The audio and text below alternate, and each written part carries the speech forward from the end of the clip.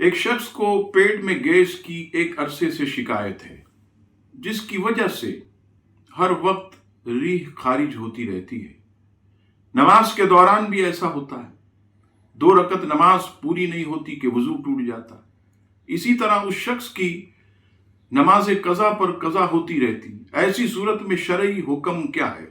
جواب سماعت فرمائیے، ریح یعنی ہوا کا بار بار خارج ہونا، یا پیشاب کا قطرہ بار بار نکلنا، یا زخم سے ہر وقت خون بہنا وغیرہ وغیرہ، اگر ایسی صورت ہے تو آدمی معذور بن گیا، تو اس کے باقی رہنے کی جب تک شرط پائی جائے گی، اس کا حکم یہی ہے کہ ہر نماز کے پورے وقت کے لیے اس کا ایک مرتبہ وضو کر لینا کافی ہے۔ پورے وقت میں اس وجہ سے جس کے سبب وہ معذور بنا تھا، اس کا وضو نہیں ٹوٹے گا، لیکن دوسرے اسباب سے ٹوٹ جائے گا۔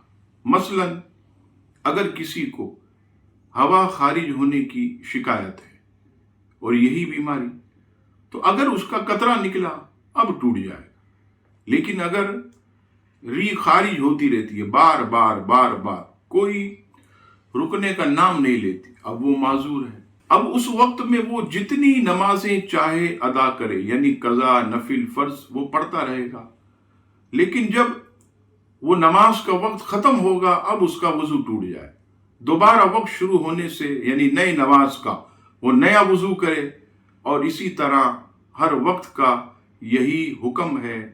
یاد رکھیے گا کہ یہ صرف مرد کے لیے نہیں ہے، خواتین میں بھی اگر کوئی عورت معذور ہے، ریح خارج ہوتی ہے یا کوئی دوسرے مسائل، تو وہ بھی معذور ہے، اس کے لیے بھی شرعی حکم یہی ہے۔